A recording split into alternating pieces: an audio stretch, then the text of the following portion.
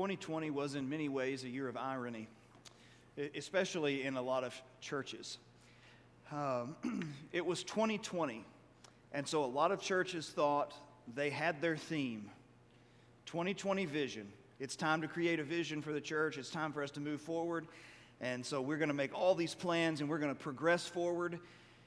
And the ironic thing is, they never saw the pandemic coming. 2020 vision, but we didn't see it coming. Nobody did. And so what has happened with the pandemic, I know most of us would rather forget or stop talking about it. But it rocked our world. And it rocked not only the world and societies in which we live, but it also rocked the church, because the church is living in the world and always has and always will. When Jesus gave the statement concerning our nature in Matthew 5:13-16, he said, "You are the light of the world. You are the salt of the earth." There's involvement with the church and the earth and the world. And so inevitably we were going to feel the effects of the pandemic. But here's the thing about difficult times. Nobody likes them, but yet they're important.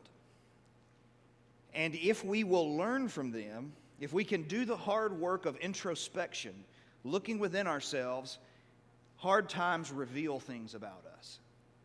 And so this morning and tonight, I want us to talk about the post-pandemic church and kind of see what the pandemic exposed about the church as a whole and at an individual level here. And what we need to remember is this. A lot of people say experience is the best teacher. And I think I know what they mean by that. That's why I don't play semantic games. A lot of things that a lot of people argue about are nothing but semantics. They say the same thing, they just don't understand it. But for me personally, I prefer to say not experience is the best teacher, but evaluated experience is the best teacher. Because a lot of people go through a lot of experiences and they never learn from them. They keep repeating the same mistake over and over and over again because they refuse to evaluate what it is that leads them into that situation to make changes. And so evaluated experience is what will lead to growth and change. And so as we think about this morning, I want us to do it in three ways, this morning and tonight. First, I want to talk about a principle that the Bible teaches us about difficult times, and we're going to use that to launch in then to some positive things that we saw in the pandemic and some areas where we need to make progress, because the pandemic didn't just expose some good things, but it also exposed some weaknesses. And sometimes it takes extenuating circumstances for us to see those weaknesses and to acknowledge them. And so let's begin by talking about a principle in Scripture concerning difficult times and what they show us. A number of people will make this statement, and that is that people are made in difficult times. They rose to the occasion, and thus they were made. Respectfully, I don't necessarily ascribe to that understanding. I don't believe that hard times make us. I believe that hard times reveal us. They reveal who we are, who we've been all along. But when we're finally stretched and we're put under that pressure, then we find out what we're really made of. And when you think about this and you look at the principles that are found in Job, you see this come to light. Okay, God said when Satan waltzes himself into the presence of God, basically strutting and saying, the whole world is eating out of the palm of my hand and everyone is following me, God said, wait a minute. Have you thought about Job? He's perfect and upright and one who fears God and turns away from evil.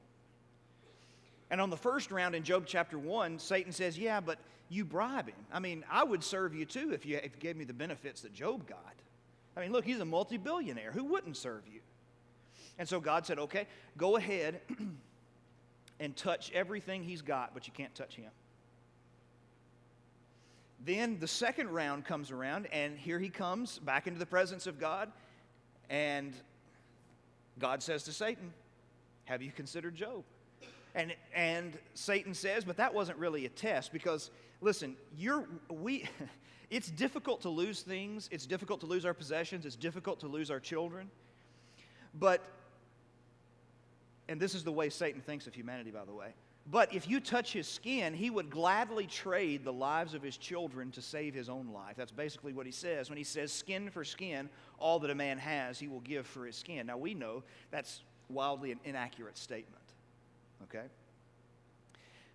And so, but God both times says Job will come through this difficult experience and he will come through it well. And on both occasions he does. In Job 1, he comes through and instead of cursing God, he falls down upon hearing the loss of his children and the loss of all of his possessions. He falls down and he blesses God. Far from cursing God, he does just the opposite. He blesses him. Okay? Then the second round hits and he's got all of his physical maladies and difficulties of the boils from the top of his head to the bottom of his feet. And his wife tells him, curse God and die.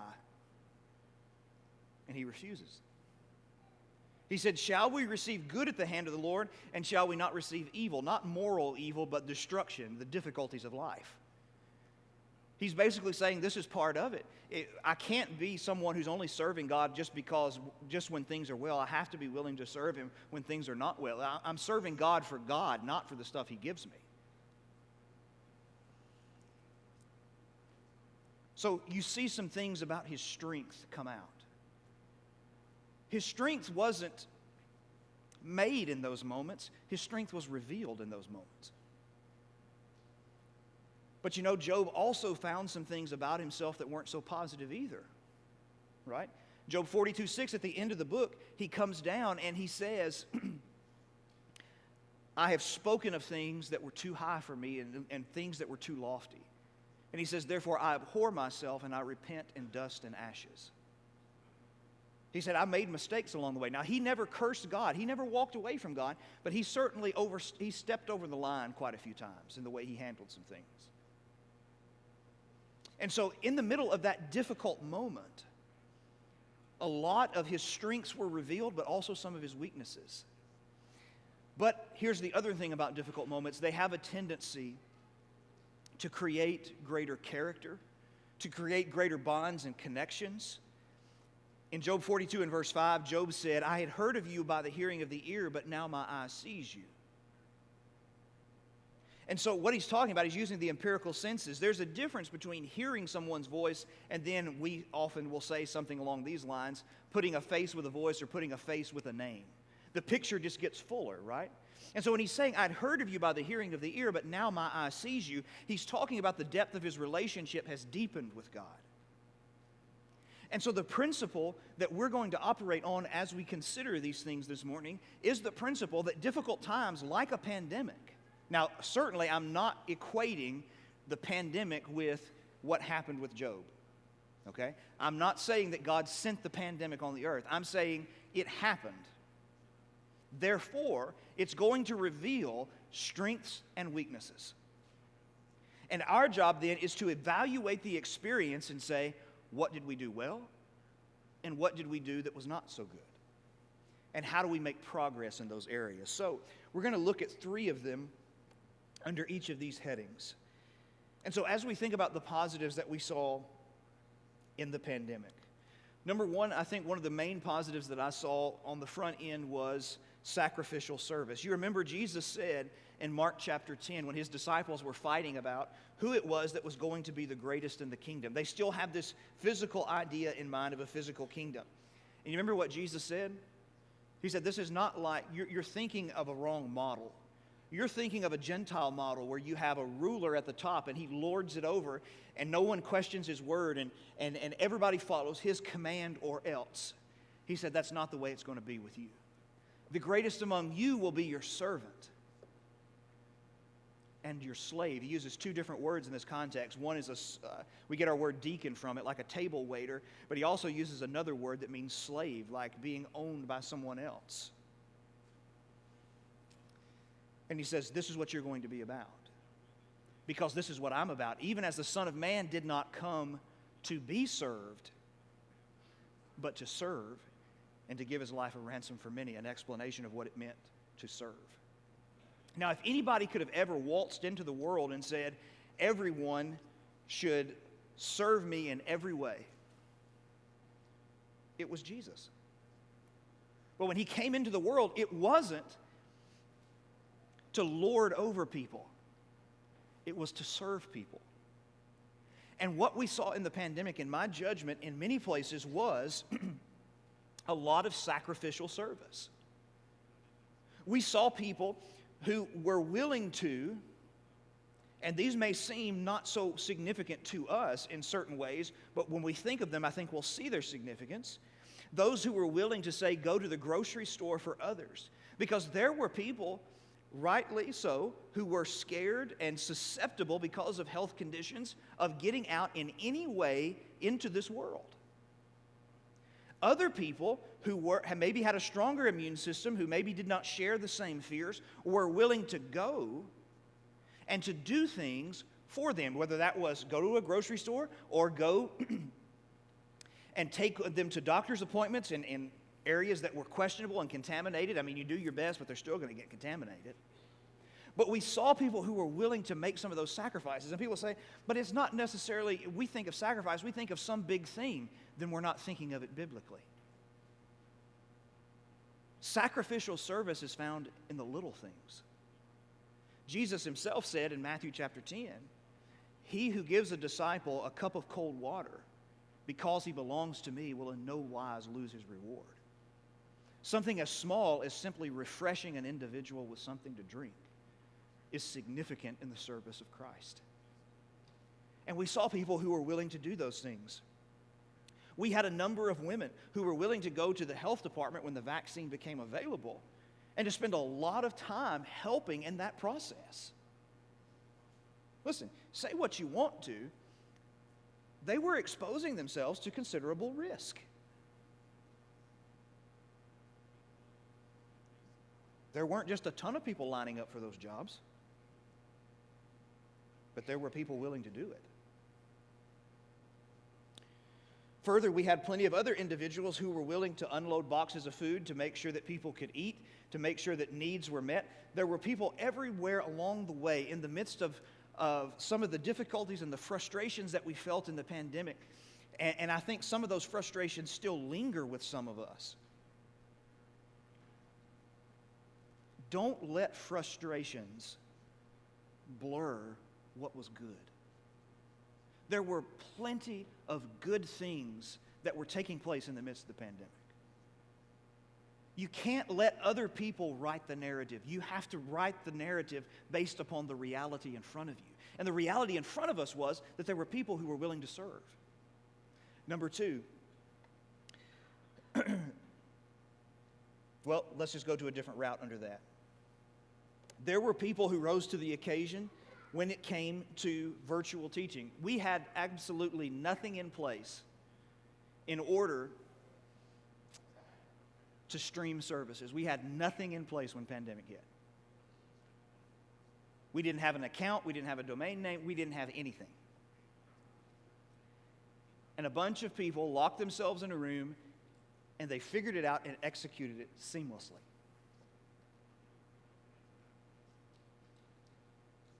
Bobby and Weston and Steve and all of these other guys knew how that worked, and they got back there and they got it running. Other people were involved in running cables and doing things along the way that made that possible. That on-demand doesn't just happen simply. That on-demand is not as easy as clicking the button. Those things work has to go in to make those things happen. And we had people who were willing to do those things. Certainly a lot of other things were going on. Countless other things and other people that could be mentioned. If we stop and think, there were a lot of things that were going on that were positive. Number two, under this idea, a thing that prospered in the pandemic was generosity. In 2 Corinthians chapter 8, you see, here's the thing a lot of people think about generosity. A lot of people think that generosity is something that wealthy people do, right? They've got the money, so it doesn't hurt them as much, and so they're generous. They give money. But one of the things we have to understand is that generosity is not determined by your bank account balance. Generosity is determined by the condition of your heart. If a person will not be generous with $5 in their hand, they won't be generous with $5 million in their hand. It is a condition of their heart. Generosity is a character trait that we build. Now, in 2 Corinthians chapter 8, we see this principle come to light, talking about the collection for the poor saints in Jerusalem. We want you to know, brothers, about the grace of God that has been given among the churches of Macedonia. For in the severe test of affliction, their abundance of joy and their extreme poverty has overflowed in a wealth of generosity on their part. The churches were giving in the midst of their poverty. And look what he said, their extreme poverty overflowed in wealth of generosity. They were poor, yet they were overly generous in how they gave to the poor saints in Jerusalem. For they gave according to their means, as I can testify, and beyond their means of their own accord. They sacrificed things so that other people could have, begging us earnestly for the favor of taking part in the relief of the saints. That is, it would seem to say that Paul was saying to some of them, look, we can't take this from you. You need to keep some of this. And they were saying, no, we're not keeping it. They need it more than I do. You're taking what I'm giving. And this, not as we expected, but they gave themselves first to the Lord. People think giving is again, all about money, and it's all about dropping it in a plate and having money and budgeting for it. Giving is first about giving yourself to the Lord. And when you understand what the Lord has given you, you don't come at life with closed hands. You come at life with open hands. And you take care of people, and you're willing to forego some of the luxuries of life so that other people's necessities can be met. Now, why do I say that here specifically? A lot of churches around the world really struggled to keep their heads above the water. They struggled to make their ends meet.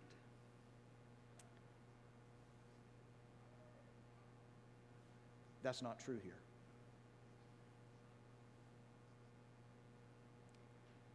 As a matter of fact, our bank account has at least quadrupled from what it was when we started the pandemic. I think that's probably a pretty fair statement. Probably more than that, but I feel like quadrupled would cover the number well.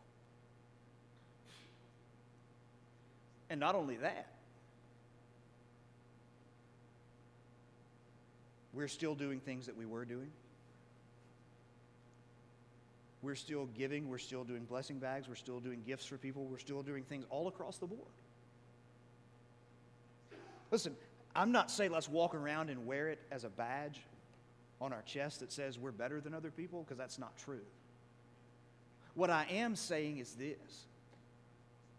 This pandemic showed something about us, that our commitment to Jesus was not just circumstantial. We were still going to make sure that money was available to do the things that needed to be done.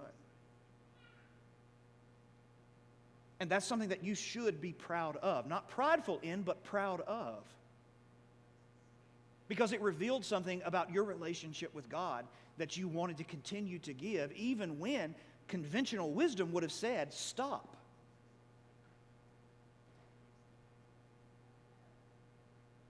This church said no. And so the generosity has continued to overflow, and that's something that is special. Number 3, we learned some things about endurance, right? Hebrews chapter 12 speaks of endurance. Romans 5 speaks of endurance. 1 Peter 1 speaks of endurance. James 1 speaks of endurance, verses 2 through 4, knowing that the testing of our faith produces patience, and we're to let patience have its perfect work, because trials are always going to come upon us. And we have to learn how to grow in the midst of those trials. Take a look around.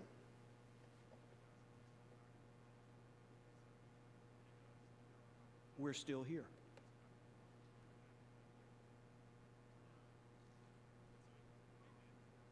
People say, well, obviously. Yeah.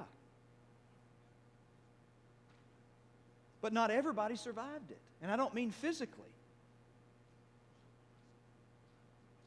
I mean, there were churches that it broke. And I don't mean just financially. It broke them. They didn't withstand it.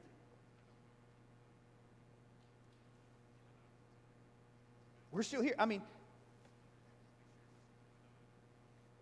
how many of us, had we known that a pandemic was going to come, thought we could have endured it as long as we had to? I wouldn't have thought we could. I'm talking about just as people in general. And there were plenty of times, I know, where it was starting to play with my head. You know, I'm walking away going, good grief, how much longer can we stand this? I mean, I'm about to lose my mind.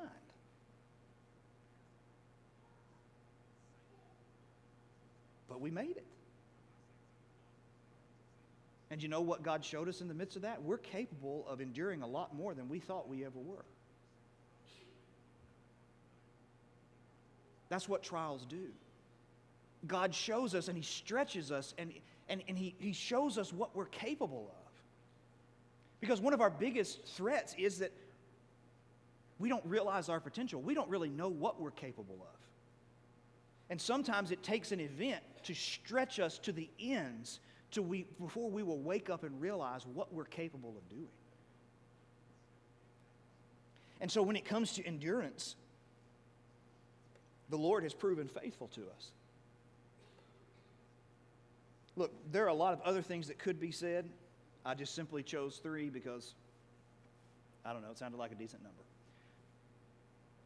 3 things positively that happened: sacrificial service, generosity, and endurance.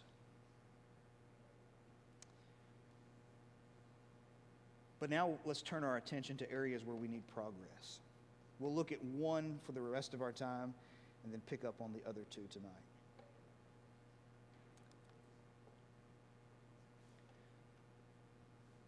Now, we talked about in class this morning in the library about interacting with the Word of God and hearing the Word of God and being prepared and cultivating your heart to hear things that might challenge your heart.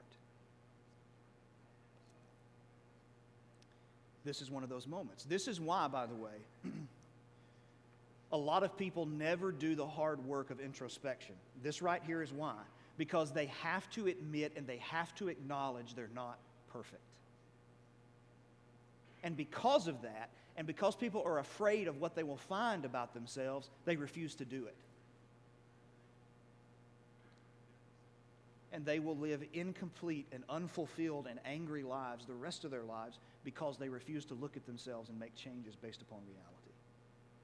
We've got to have the strength to look at ourselves and see we need some work. And so, these are a few of those areas. Number 1, we have to remember there is no substitute for worship community.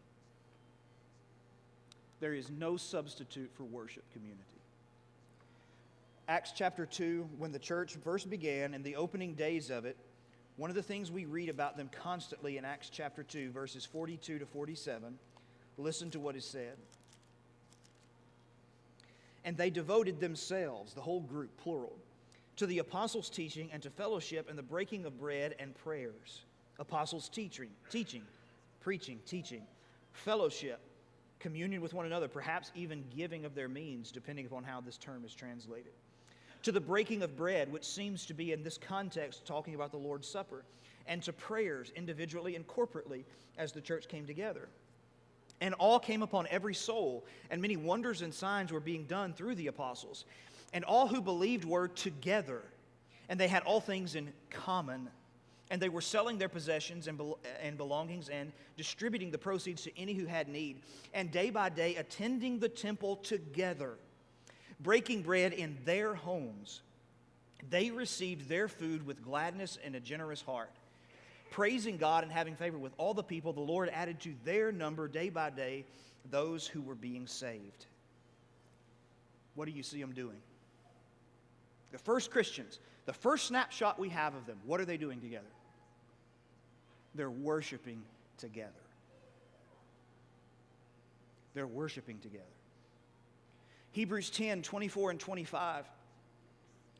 Most people only, when they hear Hebrews 10:25, the only thing they think about is, well, okay, here it comes. You're going to pound somebody over the head and tell them they have to come to church. You're missing the whole point. You're missing the whole point.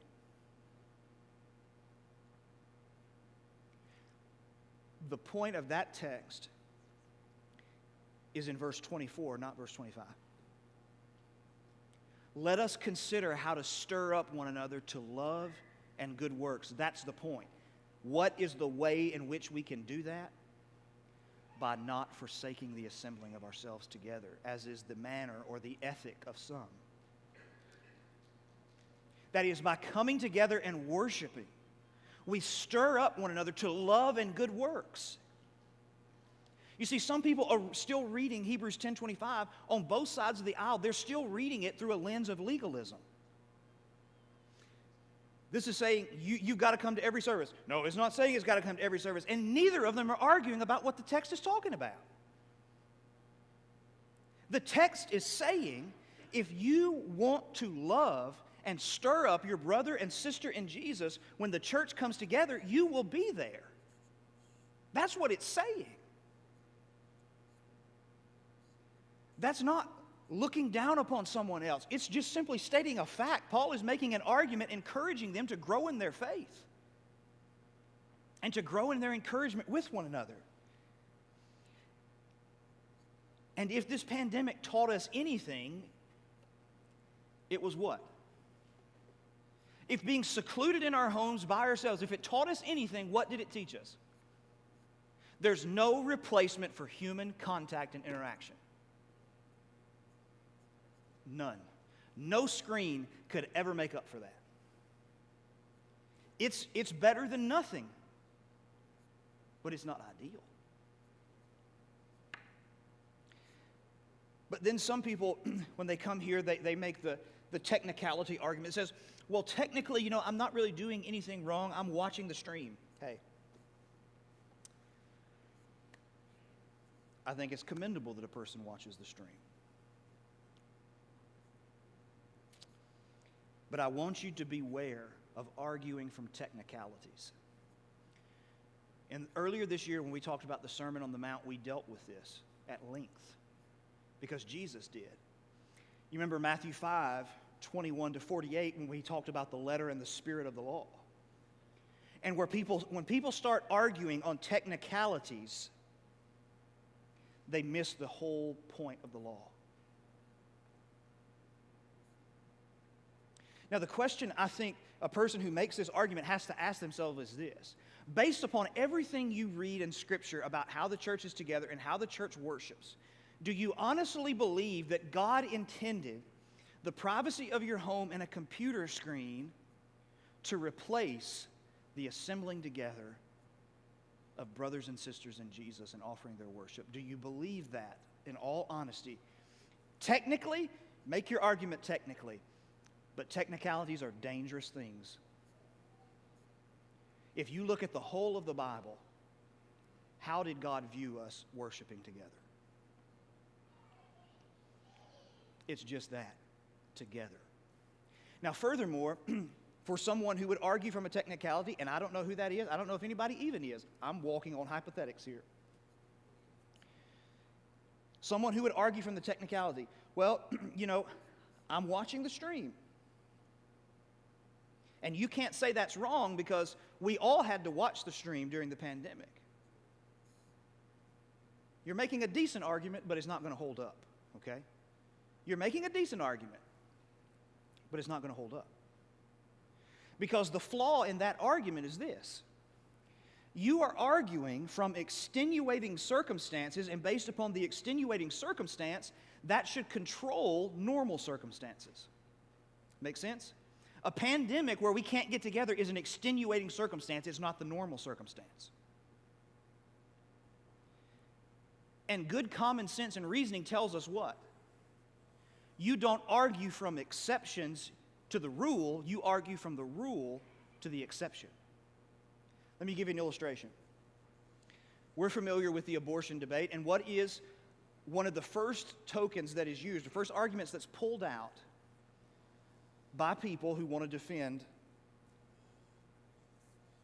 the murder of children. What do they say? What about rape and what about incest? That's their first argument. Why are they making that argument? Because they're trying to argue that they think abortion should be allowed in those two things. And I'm not saying that they should. But they're saying, okay, abortion should be allowed in those two areas. Therefore, what? Abortion cannot always be wrong. Therefore, no abortion is ever wrong. There is a hole in that reasoning that you could drive 18 Mack trucks through. It doesn't work. Because of a small percentage of exceptional cases, and I'm not saying they're not important, and I'm not saying that they're not people, and I'm not saying we don't have to deal with compassion, but a person who makes this argument is treating these people as less than people because they're using them as statistics and trying to justify the slaughter of millions of other small children based upon a small pocket of society. That cannot happen. That is unsound reasoning. Now, that same mistake is made when we say, well, technically, I'm still watching it. Yes, but you're still arguing from a technicality and an exception. The only way you can get to the technicality of your argument is the foundation of the understanding that we should be together worshiping. You have to admit that before you can get here.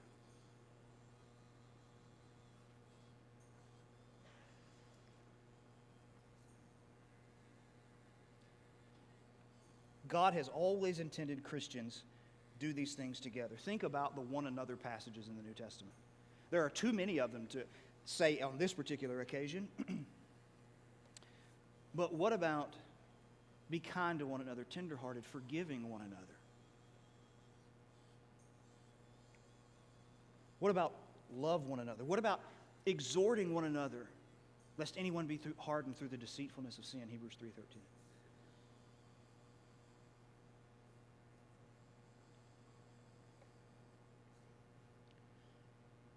What about the statements about worship and just singing in worship in particular? When Paul says in Ephesians 5 and Colossians 3, speaking to one another, teaching and admonishing one another in psalms and in hymns and in spiritual songs, there's an interconnectedness to worship. You know what that means? Think about it at the most basic level. When I don't sing, and I don't know who sings and who doesn't, when I don't sing, I'm robbing every other person in the room of biblical education and admonition when I don't sing.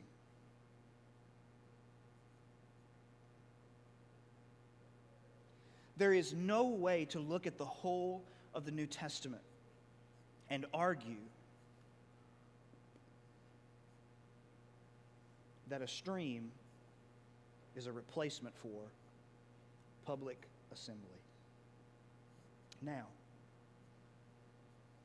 for someone who might say it's difficult, yes. I'm not standing up here saying I've got it figured out and it was an easy transition for me. You know, it's a whole lot easier for me to walk out of my office on Friday having recorded a sermon and set the publish date that the social media will take care of it and will release it, and I can sleep as long as I want to on Sunday morning. That was a whole lot easier for me. Worship on demand was easier for me. It was easier for my family. We could sleep until we got up. We could worship on demand, turn it off. We had the rest of the day to do whatever in the world we wanted to do. Am I telling you it was easy to get back in the habit of coming? No, it wasn't easy. But just because it isn't easy doesn't mean it shouldn't be done.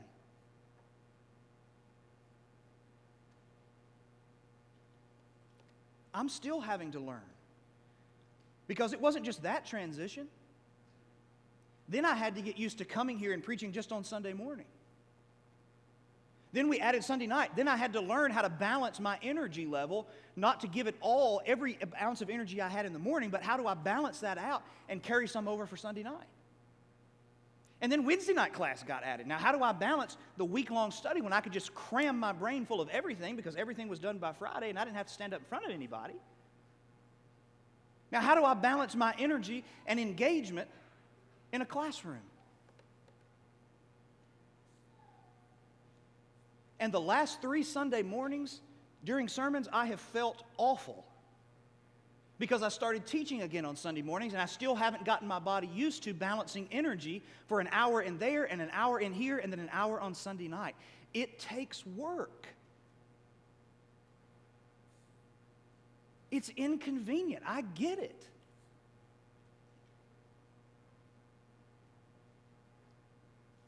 But at some point, God has to be worth it to us.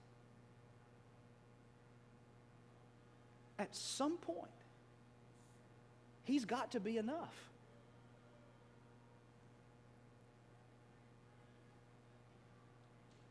And if every one of us are honest across the board, we would all admit this. You and I both know it. That watching worship at home is not the same. We are not the same when we worship at home as we are when we come together and remove distractions.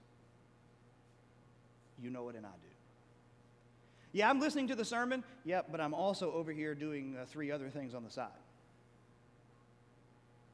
I'm singing these songs, but I'm also cleaning up the house, just kind of got it really loud, and I'm not really participating, but I'm at least listening to it. You know there's a difference. Come on. We all know there's a difference.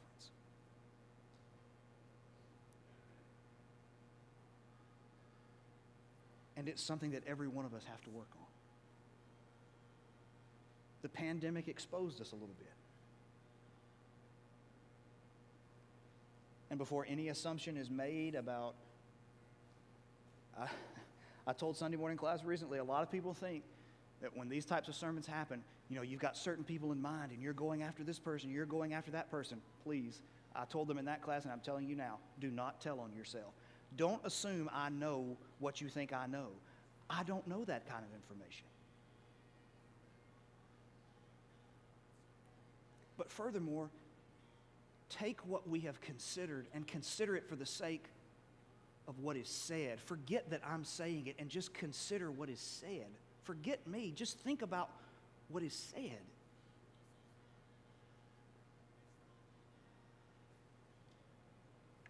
And as good and honest-hearted people, I think you'll see it.